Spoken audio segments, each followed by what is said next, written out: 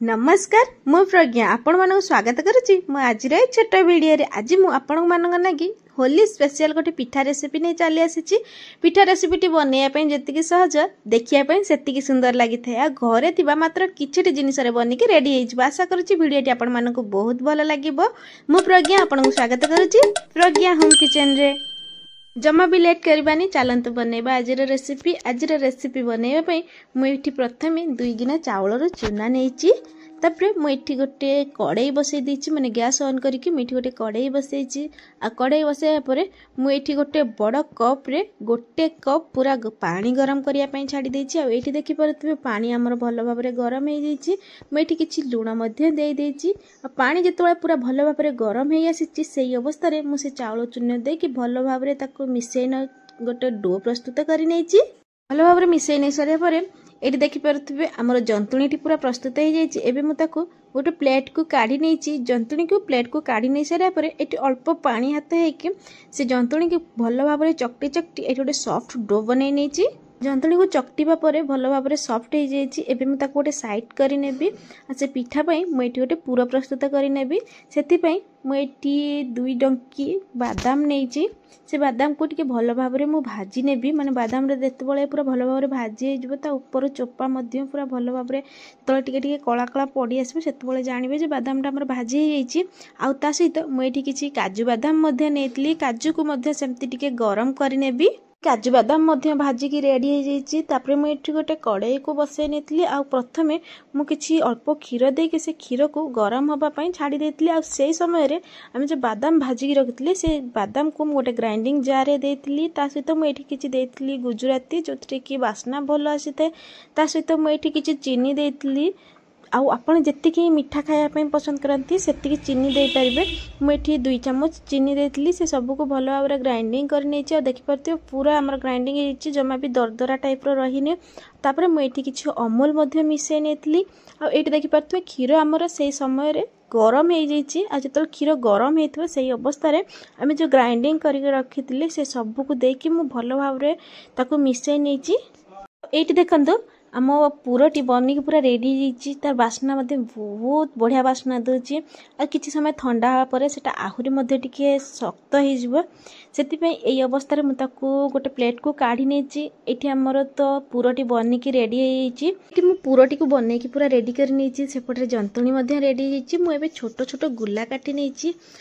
गुला को मुझे कलर करनेबी जेहेतु पिठाटी कलर देखिए बहुत सुंदर देखा जाए चॉकलेट पिठा कहींपर देखापी बहुत सुंदर लगी था खावाई बहुत टेस्टी होते मुझे 2टा कलर यूज कर गोटे रेड कलर यूज कर गोटे ऑरेंज कलर यूज कर व्हाइट कलर गुलाटा मुझे व्हाइट कलर ही रखिनेबी तो प्रथमे मु तार किसी फूल सेव करनेबी से मुझे गोटे ऑरेंज कलर गुलाटा को नहीं जमा भी बेसी मोटा करबीनी कि बेसी पतला करबीनी मीडियम साइज रे बेली नहीं तापर मुझे गोटे यूज करी कुकीज कटर जोटा कि मु फूल छोट छोट करके काटी नहीं ये गोटे बड़ गुला नहीं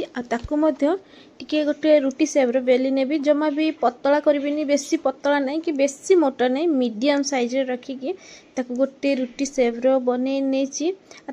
मुझे गोटे कुकीज कटर यूज करछि जोथि कि मुझे सेप देवाई आठी देखिपे मुझपर भाव कुकीज कटर काटुची बस किसी बुझेबार नहीं ऑटोमेटिक देखिले ही आपण माने जानी परिबे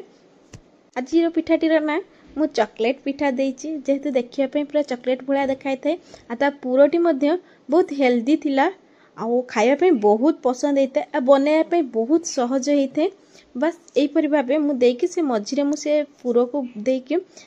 हल्का हाथ में माने अल्प किसी पानी लगे देती से चारिकर किसी पानी लगे देती जो थी कि आमर पिठाटा फिटबनी दबा पर भल भाव प्रेस करी मुझे से पिठाटी को बनई नहीं